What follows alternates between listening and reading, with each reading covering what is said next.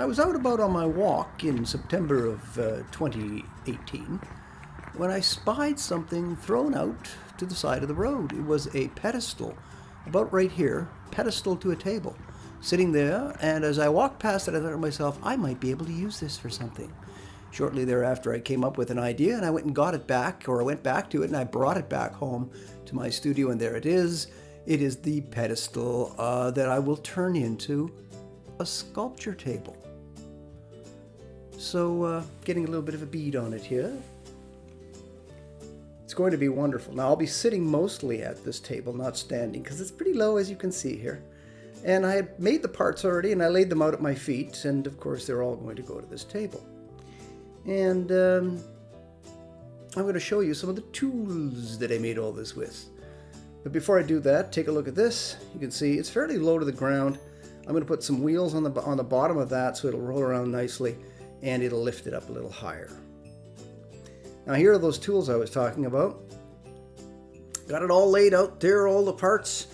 Now I'd made this table already before, and so I had dismantled it, laid it all out nicely like this, because that's not the way it looked when I was actually building the thing. The various parts all laid out there. There's even some of the tools and the screws. And look at this here, an old lamp that I had from my first drafting table in the 1970s. That I purchased, and I have actually found another use for it all these many decades later. Old Black & Decker saw. I got a lot of old tools here, and this is one of them. And a Lazy Susan, 9-inch Lazy Susan, will be my turntable for my sculpture. Yeah, I cut out a couple of plywood discs that will be, one of them which will be screwed onto the Lazy Susan, and the other one will be screwed onto the plywood piece. It'll be removable, and of course attached to it will be the sculpture.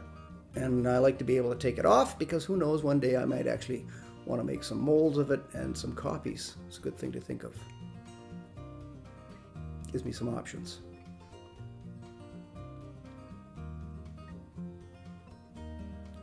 The various tools that I used, there's my drills and jigsaw and sander, and I sanded the edges of this plate, this plywood plate, because they get pretty chippy, and you know, a lot of slivers you get from them easily enough. Most expensive thing here actually was the wheels, believe it or not. I bought those at Lee Valley, and they cost me a little bit of money, but it should allow me to roll that table around real easily. They're high quality wheels.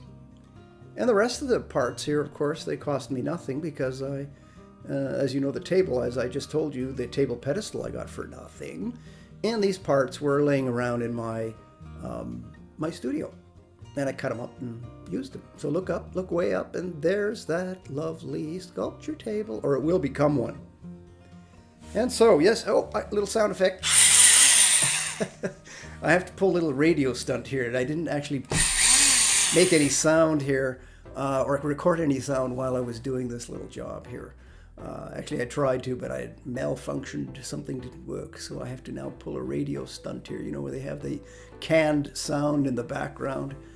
Oh yeah, I got a drill in my hand here right now, and we're adding a little, oh yeah, adds this level of reality to all of this.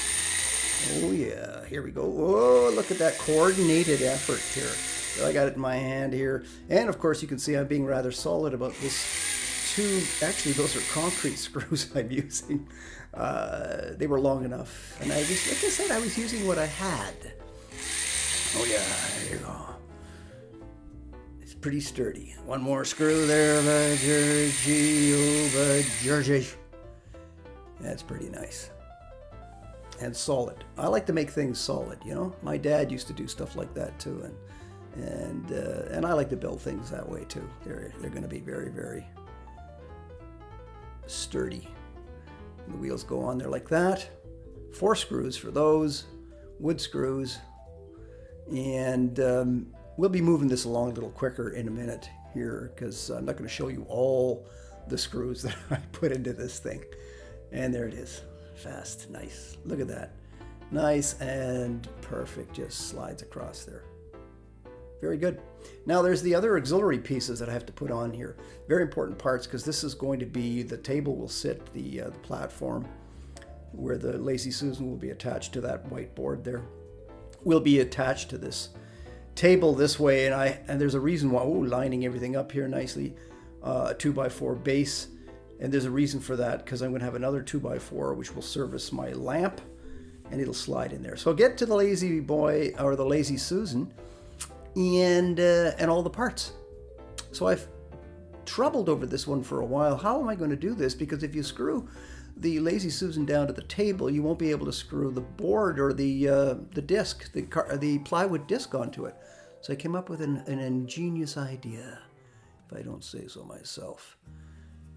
So you have to screw just one part. Like there's 2 screws I'm going to put into this, but you only do one at first. Because when you screw one in, you can then slide the entire thing over like that. You flip it over, and you drop these bolts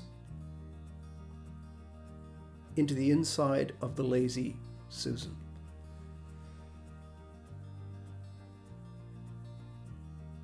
There's 4 of them. 3, and here comes 4. And once you've got the 4 in there, you slide the whole thing back into place, flip it over, and you add in the last screw, which attaches the plywood circle to the Lazy Susan. Excellent. Look at that, sturdy as it goes. I can spin it around very nicely, and those bolts hang down below, which I will now take over to the table. And I had pre-drilled some holes, 4 of them, and they're going to slip right down into the table. Nice like that. Now the table hadn't been mounted yet, so I could flip it over and I could attach with a couple of wing nuts. I could attach the Lazy Susan to the bottom of the, or at least its bolts to the bottom of the table. That makes it very, very sturdy. Everything nice and tight. Now you take that, flip it back over. As you can see, it's not falling off. And you align it. And from the bottom, I screwed it up from the bottom there to tighten it onto the plate. This way I can remove it if I want to easily enough. Everything's designed so that I'm portable, very portable. You can dismantle it with ease and make adjustments, or if I want to modify it, I can do that over time. And then I just lay it over top here, that secondary plate, which will be screwed down onto it. Now here's the lamp idea. Took a 1/2 inch drill piece, and I didn't go all the way through the wood, the 2x4, just enough so that it would, the lamp would slip into it. I slid this in because this is portable, because I can slide it in, out, a little further away, and you slide it right into that beautiful 1970s lamp, and snug as a bug in a rug. Worked beautifully. Now you can take it out. This is the part I really like, is I can adjust it onto any side of the table. The idea being is that this lamp will be used to warm the clay.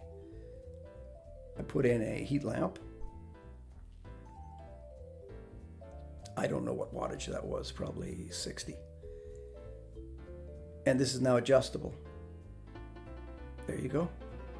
Pretty as a picture. There's a block of clay. You lay it underneath of it. Make sure she's nice and warm. And there you have it. Makes it very malleable when you warm it up a little bit, because this clay is a really high-end clay. It gets very, very stiff. And unless you warm it up, you're not going to be able to do much with it. So I took an old model that I had done some years back, placed it onto the wheel, and there you go. Absolutely amazing. Look at that. I can look right into it there, sculpt away Now the chair I'm sitting on is my old drafting chair. I'm going to be sitting in a different type of chair, one that will raise up and down, go a lot lower. Because I want to be sort of at eye level like this here. Eye level with the model. Now here's the clay I'm going to be using. It's a Chavant medium grade, sulfur free. That has to do with molds later on, the making of molds. You want that like so. And I'm going to be using that particular color, which is a tan color. You can see the other ones in the background. There's a sort of a terracotta and a gray. There they are right there. So I'm very happy with this. Very pleased indeed. Absolutely amazing. All right, well that finishes that project. So I've got my sculpting table, and I've got my Blue Yeti, a Christmas gift that will help me to up my game as far as audio is concerned. I was having a few issues with that, so this should give me some consistency. At least that's what I'm hoping. We'll see. And with this modeling table, I was saying the wonderful thing about it is I love the way it, look at how beautifully that moves. That is just, it's going to allow me access to the model in such wonderful ways. I'll be able to lean in and look into the eyes of the great Sphinx as I model away. Very nice indeed. Anyways, that ends that project, and we're still working on the drawings. The next episode of my YouTube channel will have more of that particular adventure, and I'll show you all those things in the upcoming video.